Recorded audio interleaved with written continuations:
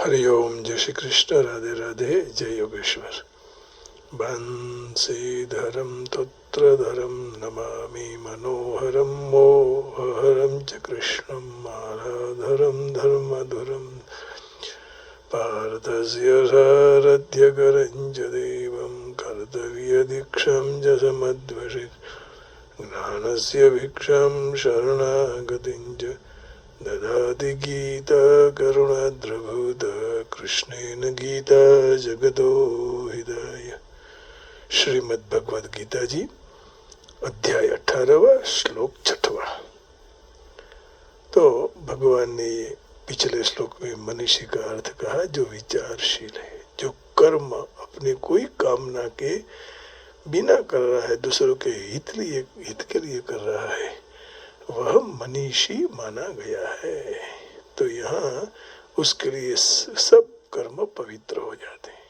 अब आगे भगवान कहते हैं, एतान्यपि तु कर्माणि संगम त्यक्त्वा फलानि च कर्तव्यानीति मे पार्थ निश्चितं मतमुत्तमम्। एतान्यपि तु कर्माणि संगम त्यक्त्वा फलानि च कर्तव्यानीति मे पार्थ निश्चितं मतमुत्तमम्। हे पार्थ, यह यज्ञ, दान और तप रूपी कर्मों को और दूसरे भी कर्मों को आसक्ति और फल की इच्छा का त्याग करके करना चाहिए। यह मेरा निश्चित मत कहा हुआ और वो भी उत्तम मत है, और निश्चित किया हुआ, कहा हुआ है ना। भगवान ने कह दिया कि यही मेरा मत है, जहाँ आप कोई भी फल की आशा मत रखो, त्याग दो सबको। एतान्यपि तु कर्माणि संगम त्यक्त्वा फलानि च कर्तव्यानीति मे पार्थ निश्चितं मतमुत्तमम्। Hence these acts of sacrifice, charity and penance and all other acts of duty too must be performed without attachment and expectation of reward। कोई हमको दे दे ये भावना नहीं होनी चाहिए, reward. This is my well considered and supreme verdict Arjuna. माने यह मेरा उत्तम मत है, good one my opinion, easy English अपने लिए, है ना। अब इसमें क्या कहते हैं, all this activities should be performed without attachment और any expectation of result. They should be performed as a matter of duty, O son of Partha, that is my final opinion. वाह, तो ये थोड़ा सरल इंग्लिश में है, तो हमें भी थोड़ा ये सूट ज्यादा कर जाता है, अच्छा लगता है, क्योंकि वही सबसे सरल है। क्या? त्याग कर देना। आइए, एतान्यपि तु कर्माणि निश्चितम। त्याग कठिन है, लेकिन करना जरूरी है, और यही सबसे सरल उपाय है। कठिन लेकिन उपाय सरल है। तो यज्ञ, दान, तप रूपी कर्म और अपि पद से शास्त्र विहित पठन पाठन, खेती, व्यापार, जीविका संबंधी कर्म, शास्त्र की मर्यादा के अनुसार खाना पीना, उठना बैठना, सोना जागना, शारीरिक कर्म और परिस्थिति के अनुसार सामने आए हुए आवश्यक कर्तव्य कर्म, ये सारे कर्मों को लेना चाहिए। अब सारे कर्मों को आसक्ति और फलेच्छा का त्याग करके करना चाहिए। अपनी कामना और ममता, आसक्ति का त्याग करके कर्मों को केवल प्राणी मात्र के हित के लिए करने से कर्मों का प्रवाह संसार के लिए, अपने लिए नहीं होना है। त्याग कर दो तो अपनी कामना, ममता, आसक्ति का त्याग केवल न केवल कर्मों को केवल मात्र प्राणी के हित के लिए यदि किया जाए, तो यह कर्म का प्रवाह योग अपने लिए ही बन जाएगा। परंतु कर्मों को अपने लिए करने से बंधन कारक होते हैं, प्राणी के लिए करने से मुक्ति होती है। तो अपना व्यक्तित्व नष्ट फिर नहीं होता है। गीता में कहीं कहीं संग आसक्ति के त्याग की बात की गई है और कहीं कर्मों के फल की त्याग की बात की है। आसक्ति का त्याग कहा और कहीं कहीं कर्मों के फल की त्याग की बात की। तो इस श्लोक में संग और फल ये दोनों की बात कही गई, दोनों को त्यागना है। संग भी छोड़ो, आसक्ति भी छोड़ो और फल के फल दोनों को, फल के उस फल को भी त्यागने की बात की। तो तात्पर्य ये हुआ कि गीता जी जहाँ जहाँ संग के त्याग की बात कर रही है वहाँ उसके साथ फल के त्याग की भी बात समझ लेना चाहिए। वहाँ उनके साथ संग का त्याग की बात भी समझ लो। यहाँ अर्जुन ने त्याग के तत्व की बात पूछी थी, इसलिए भगवान ने त्याग का तत्व बताया। संग और आसक्ति इन दोनों फल दोनों का त्याग कर देना चाहिए, क्योंकि दोनों एक ही है।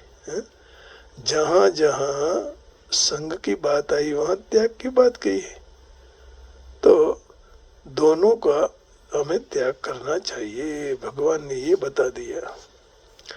जैसे साधक ने यह इसलिए जानकारी स्पष्ट हो जाए, आसक्ति न तो कर्म में रखनी चाहिए और न फल में भी होनी चाहिए। आसक्ति न रहने से मन, बुद्धि, इंद्रिय आदि जितने भी कर्म करने के साधन हैं करण में, वह प्राप्त वस्तुओं में फिर ममता नहीं रहती है। माने आप आसक्ति यदि हम छोड़ेंगे तो फिर ममता रहने वाली नहीं है।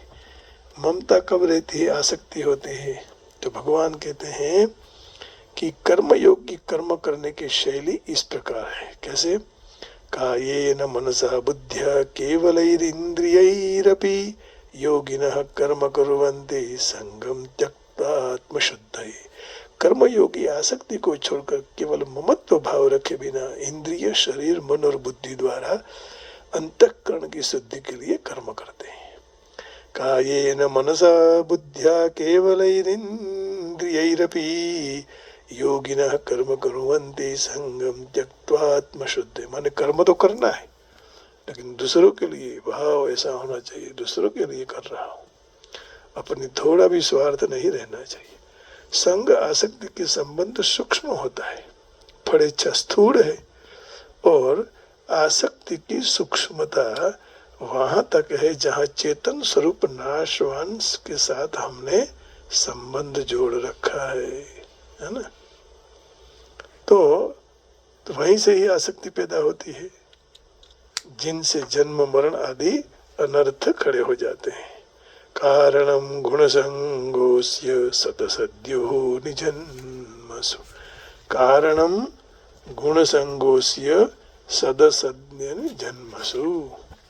देखो भगवान 13वें अध्याय में कहते हैं, 13वें अध्याय में 11वें श्लोक में, नहीं 11वां श्लोक नहीं, 13वें के 21वें श्लोक में भगवान कह रहे हैं, पुरुषः प्रकृतिस्थो हि भुंक्ते प्रकृतिजन गुणान् कारणं गुणसंगोस्य सदसद्यो निजन्मसु।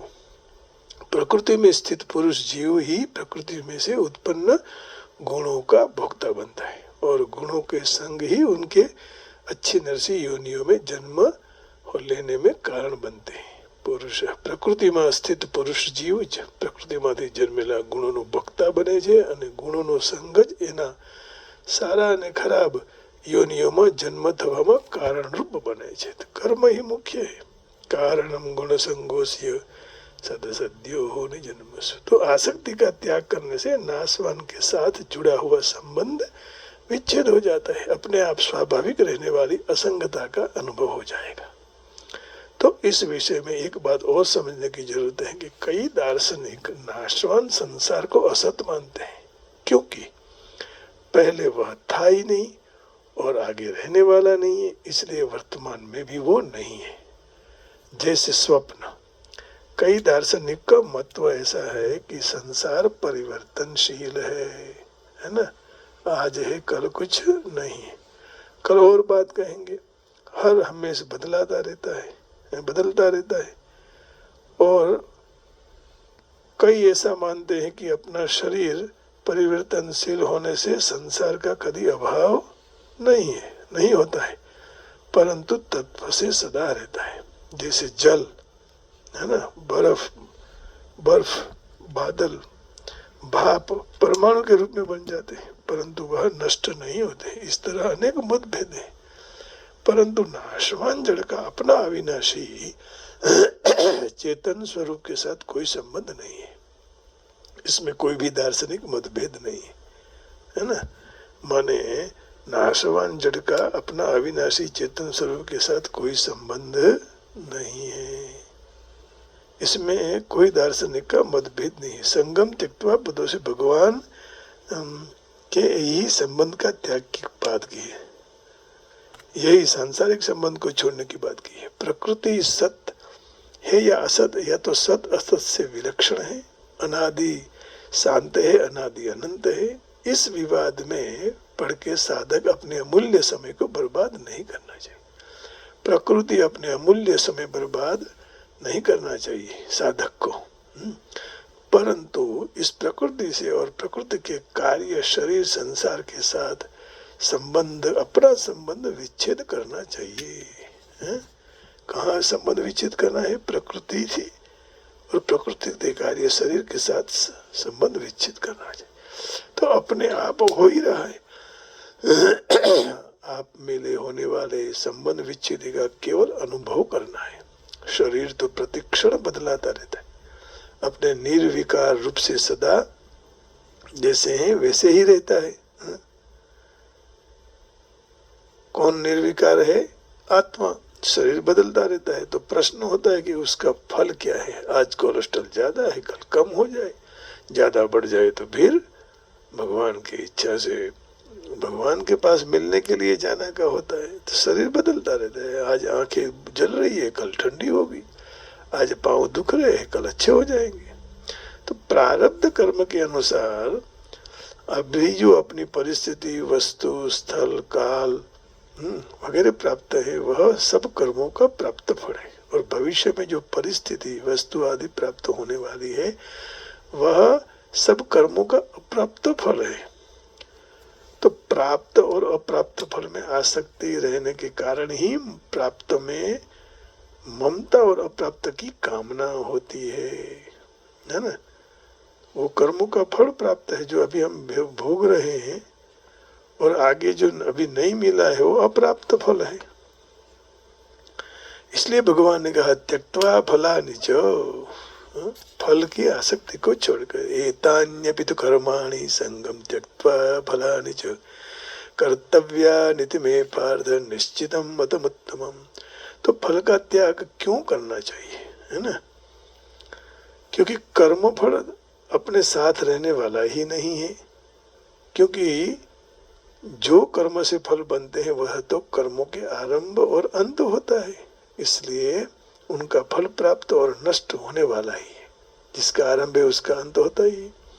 इसलिए कर्म फल का त्याग करना है। फल त्याग में वस्तुतः आसक्ति का और कामना का त्याग करना है। काम करो, फल की आशा भी रखो, लेकिन ये नहीं रखो कि मुझे इतना ही मिलना चाहिए। माने कामना, वही कामना है ना। वास्तव में आसक्ति अपने स्वरूप में नहीं, केवल मानी हुई है। दूसरी बात, जो अपना स्वरूप है उसका त्याग नहीं हो सकता है, क्योंकि प्रज्वलित अग्नि उष्णता और प्रकाश का त्याग नहीं कर सकता है। जो चीज अपनी नहीं होती वह भी उसके त्याग, उसका भी त्याग नहीं होता है। जैसे संसार में अनेक वस्तुएं पड़ी हैं, परंतु उनका हम त्याग करेंगे ऐसा कहना भी ठीक नहीं है, क्योंकि वस्तुएं अपनी है ही नहीं। मॉल में सारी वस्तु पड़ी है, हम बोलेंगे ये हमारी नहीं है ही नहीं तुम्हारी, तो वो त्याग नहीं है। तो त्याग उसका ही होता है जो वास्तव में अपना नहीं है। वस्तु अपनी छेड़ नहीं, इतना बड़े त्याग तेनो होता है जे वास्तव में अपना है ही नहीं, परंतु हमने अपना मान लिया है। उसी तरह घर में हुई वस्तु भी हम मॉल में लाकर से घर में रखते हैं वो हमारी नहीं है, फिर भी हमने हमारी मान ली। तो इसी तरह प्रकृति और प्रकृति का कार्य शरीर आदि अपने नहीं है, फिर भी हम अपना मान लेते हैं कि ये मेरी है। तो ममत्व का त्याग करना है, वस्तु का त्याग नहीं। यदि है तो है। तो फलानी यह बहुवचन का तात्पर्य है सकाम भाव से कर्म करने वालों में कई फलों की इच्छा होती है। बहुशाखा यनंताश्च बुद्धयो व्यवसायिनाम, बहुशाखा यनंताश्च और बुद्धयो व्यवसायिनाम। अव्यवसायिनाम यहाँ ऐसे अर्थ है बहुशाखा, व्यवसायात्मिका बुद्धि रेकेह कुरु नंदन, बहुशाखा यनंताश्च बुद्धयो व्यवसायिनाम। हे कुरु नंदन, यह समबुद्धि की प्राप्ति के विषय में निश्चयात्मिका बुद्धि एक ही होती है। जिनका एक निश्चय है कि ऐसे मनुष्य की बुद्धियां अनंत और कई प्रकार की होती हैं, जो निश्चय नहीं है, जिनका एक निश्चय नहीं होती है, वो कहीं कहीं बुद्धि को भटकाते रहते हैं। तो इस लोक में सुख शांति मान सम्मान यश प्रतिष्ठा आदि चाहते हैं और परलोक में स्वर्ग वगैरह की प्राप्ति चाहते हैं। तो भगवान के मत में ये सारे फलों का त्याग करना चाहिए कि मुझे यहाँ भी ये नहीं चाहिए, मेरा नहीं है, जो भगवान देगा वो प्रसाद के रूप में स्वीकार कर लेंगे। तो फल और आसक्ति का त्याग करके सावधानी के साथ तत्पर रहना चाहिए। कर्तव्य यानी कर्म योग में विषय निषेध के अमुक काम करना अमुक नहीं करना ऐसा विचार तो करना है, परंतु यह काम बड़ा है यह छोटा है ऐसा विचार नहीं करना है। क्योंकि जहाँ कर्म और फल के साथ कोई संबंध ही नहीं है, वहाँ कर्म मोटा क्या बड़ा क्या छोटा क्या है, यह कर्म छोटा है ऐसा विचार नहीं हो सकता है। तो कर्म का बड़ा और छोटा होना फल की इच्छा के कारण ही दिखाई देता है। ये काम करेंगे तो बहुत इतना पैसा मिलेगा, वो काम करेंगे तो इतना ही कम मिलेगा। जब कर्म योग में फल इच्छा का त्याग करना होता है, कर्म करने का राग वृत्ति के लिए होता है और राग निवृत्ति के लिए भी कर्मयोगी राग निवृत्ति के लिए अर्थात जो करने का राग दूर करने के लिए सारे कर्म किए जाते हैं। आरुक्षोर मुनेर योगम कर्म कारण मुच्यते न कर्मणा मनारंभ नैष्कर्म्यम पुरुषोष्णुदे। अपने लिए कर्म करने से फिर राग बढ़ता है, अपने लिए कर्म करेंगे तो राग बढ़ेगा। इसलिए कर्म योगी कोई भी कर्म अपने लिए नहीं करते हैं ताकि राग नहीं बढ़ेगा, परंतु केवल दूसरों के हित के लिए करते हैं। उनके स्थूल शरीर में होने वाली क्रिया, सूक्ष्म शरीर में होने वाला परहित चिंतन और कारण शरीर में होने वाली स्थिरता तीनों दूसरों के हित के लिए होती है। स्थूल शरीर में क्रिया, सूक्ष्म शरीर में परहित चिंतन और कारण शरीर में स्थिरता। तो अपने लिए नहीं, इसलिए उसको करने से सुगमता से राग दूर हो जाएगा। परमात्मा तत्व की प्राप्ति में संसार का राग ही बाधक है, इसलिए राग दूर होते ही कर्मयोगी को परमात्मा तत्व की प्राप्ति अपने आप मिल जाती है। चौथे अध्याय के 38वें श्लोक में भगवान कह रहे हैं कि यदि राग दूर हो गया तो फिर अपने आप परमात्मा तत्व की प्राप्ति हो जाएगी। और एक बार परमात्मा तत्व मिल गया फिर और कुछ आगे प्राप्त करने की आवश्यकता नहीं रहती है। न हि ज्ञानेन सदृशं पवित्रमिह विद्यते तत्स्वयं योग संसिद्धि कालेन आत्मनिविन्दति। इस मनुष्य लोक में ज्ञान जैसा पवित्र करने वाला निस्संदेह दूसरा कोई साधन नहीं है। जिसका योग अच्छी तरह से सिद्ध हो गया है, ऐसे कर्मयोगी वो तत्व ज्ञान को अवश्य ही अपने आप अपने में प्राप्त कर लेते हैं। तो कर्तव्य शब्द का अर्थ है जो हम कर सकते हैं, जिनको हमें करना चाहिए, जिनके करने से उद्देश्य की सिद्धि प्राप्ति होती है। उद्देश्य वही कहा जाता है जो नित्य सिद्ध और नित्य अनुपन्न है, अर्थात जो अनादि है, जिसका कभी विनाश नहीं होता है। तो उद्देश्य की सिद्धि मनुष्य में होती है और उनकी सिद्धि के लिए ही मनुष्य शरीर मिला है, नहीं कि कर्मजन्य परिस्थिति रूपी सुख और दुख भोगने के लिए, है ना। तो उद्देश्य वही है कि जो अनादि है उसकी प्राप्ति हो। तो यह शरीर इसलिए मिला है कि हमें आदि प्राप्त हो, आदि अनादि जो उत्पन्न और नष्ट होता है ऐसे को प्राप्त करने की कोई जरूरत नहीं। ऐसा शरीर तो उन लोगों को भी, पशुओं को भी मिला है, कीट पतंग है, नारकीय स्वर्गीय योनियों में प्राणी अपने आप मिलते हैं। तो जहाँ कर्तव्य का कोई प्रश्न नहीं है वहाँ उद्देश्य पूर्ति का अधिकार भी नहीं है। तो भगवान के द्वारा उनके मत में निश्चितम कहने का तात्पर्य यही है कि मन में कोई संदेह की गुंजाइश नहीं है, मत मेरा निश्चित है, किंचित मात्रा ऐसे नहीं हो सकता। उत्तमम कहने का तात्पर्य यही है कि मेरे मत में शास्त्रीय दृष्टि से कोई भी कमी नहीं है, परंतु उसको पूर्णता को प्राप्त कराने वाला ये मत है। इस श्लोक में कर्मासक्ति, फलासक्ति और दोनों की त्याग की बात की है। कर्मासक्ति भी नहीं रखो, फलासक्ति भी नहीं रखो। कर्मासक्ति और फलासक्ति ही खास बंधन है, और दोनों आसक्तियों छूटे तो मनुष्य योगारूढ़ हो जाता है। यदा हिनेन्द्रियार्थेषु नर कर्मस्वनुसज्जते, गीता के 6ठे अध्याय के 4थे श्लोक में भगवान ये कह रहे हैं। क्या कहा भगवान ने 4थे श्लोक में? यदा हिनेन्द्रियार्थेषु न कर्मस्वनुसज्जते सर्वसंकल्प संन्यासी योगारूढ़स्तदोच्यते। क्योंकि जिस समय नहीं है इंद्रियों के भोगों में, नहीं है कर्मों में आसक्त नहीं है, जे वक्ते नथी तो इंद्रियना भोगों में नथी कर्मों में आसक्त, सारे संकल्पों का त्यागी मनुष्य योगारूढ़ हो जाता है। तो शुभ कर्म भी निष्काम भाव हो तो कल्याणप्रद बनते हैं, जो निष्काम भाव न हो तो शुभ कर्म भी बंधन कारक है। आ ब्रह्म भुवना लोका पुनरावर्तिनो अर्जुन। यदि कर्म करेंगे और फल की आशा रखेंगे तो फिर इधर आना है, फिर जन्म लेना है।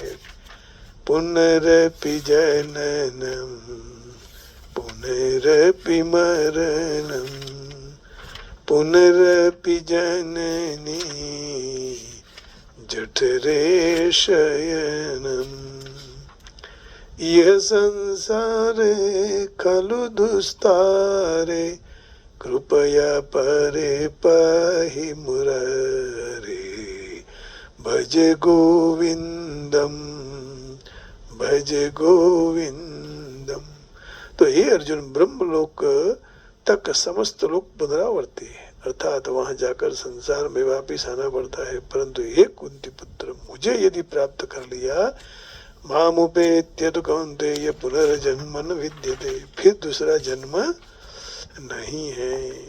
ये सारा भगवान ने इस 6वें श्लोक में हमें समझाया, ज्ञान दिया। अब प्रभुपाद जी के थोड़े विचार जो हैं वो ले लेते हैं कि भाई जीवन में असल में सब कार्य यज्ञ आदि पावन कार्य है, तो मनुष्य ऐसे कर्म के द्वारा कोई फल की इच्छा नहीं रखनी चाहिए। दूसरे शब्दों में कहे तो जीवन में सर्व यज्ञों भौतिक उन्नति के लिए उनका त्याग करना चाहिए। भौतिक, मैं मंत्री बन जाऊं, मैं अध्यापक हो जाऊं, मेरे ये सब कर जाए, परंतु मनुष्य के अस्तित्व को शुद्ध करने वाले आध्यात्मिक स्तर पर उन्नत जो यज्ञ है उसको नहीं रोकना चाहिए। श्रीमद् भागवत में भी कहा है कि भगवत भक्ति तरफ धीरे जाने वाली प्रवृत्ति का स्वीकार करो। श्रीमद् भागवत में ये भी कहा है कि भगवान की सेवा की ओर ले जाने वाली प्रवृत्ति का भी स्वीकार करो, वही धर्म की सर्वोच्च कसौटी है। ऐसे यज्ञों को, ऐसी प्रवृत्तियों को छोड़ना नहीं चाहिए, ऐसे यज्ञों का भी त्याग भी नहीं करना चाहिए। भगवत भक्त ऐसे कोई भी कर्म यज्ञ दान का स्वीकार करना चाहिए जैसे भगवान की भक्ति करने में सहायक हो। जहाँ भी भगवान की भक्ति बढ़े ऐसे कर्म करना चाहिए। ऐसा भगवान ने कहा, एतान्यपि तु कर्माणि संगम त्यक्त्वा फलानि च कर्तव्यानिति मे पार्थ निश्चितं मतमुत्तमम्। मेरा ये उत्तम मत है कि भगवान का नाम लेते रहो, भगवान का कीर्तन करते रहो, भगवान का भजन करते रहो और भगवान का नाम स्मरण करते करते अपने जीवन को धन्य बना के जाओ। आइए तो अब हम भगवान को भजन करते करते अपने जीवन को धन्य बनाने का प्रयत्न करेंगे।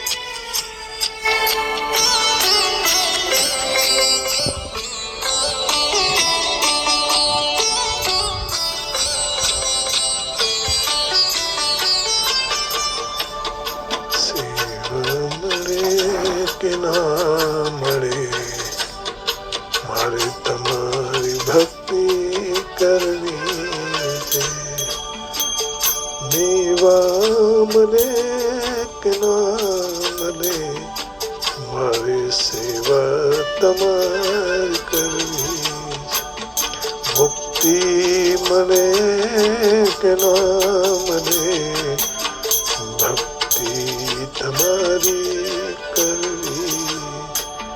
मुक्ति मले कि ना मले भक्ति तुम्हारी करवी, सेवा मले कि ना मले मारे सेवा तुम्हारी करवी जय। कृष्ण कृष्ण राधे राधे, कृष्ण कृष्ण राधे राधे, कृष्ण कृष्ण राधे राधे राधे राधे, कृष्ण कृष्ण राधे राधे। मारो कंठ मधुर ना होय भले, मारो सूर बेसूरो होय भले, मारो कंठ मधुरो ना होय भले, मारो सूर बेसूरो होय भले, शब्दो मले कि ना मले मारे भक्ति तुम्हारी करवी, मुक्ति मले कि ना मले मारे भक्ति तुम्हारी करवी जय।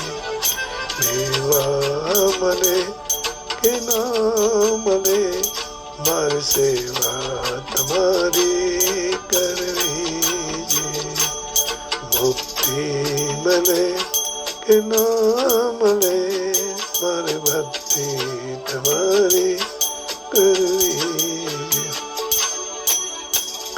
मुक्ति मले कि ना मले मारे भक्ति तुम्हारी करवी जय।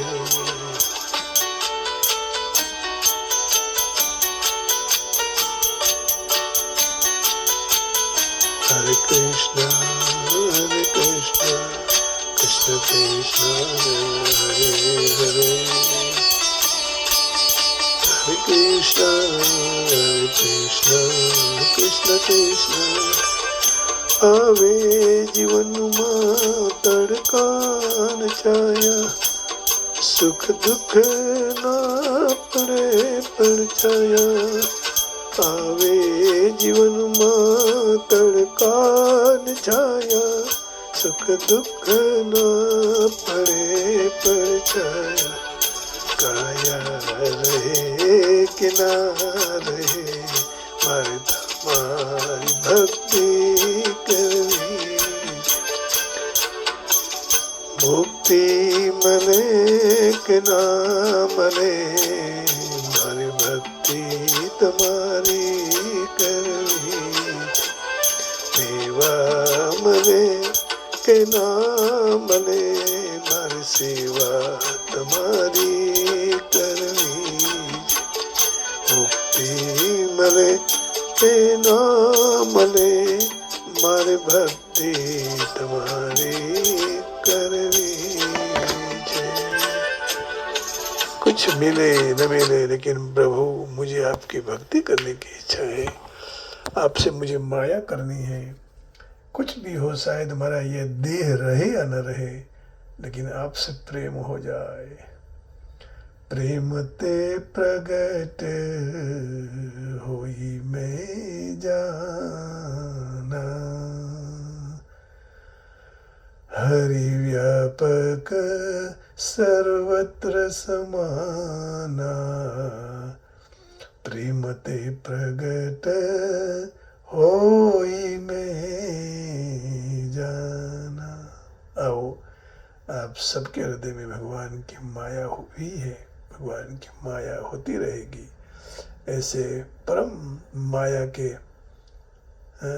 सब मंगल करने वाले, माया से सारे दुनिया को नचाने वाले और भक्त के पास नाचने वाले ऐसे परमात्मा माया से नचा रहे हैं।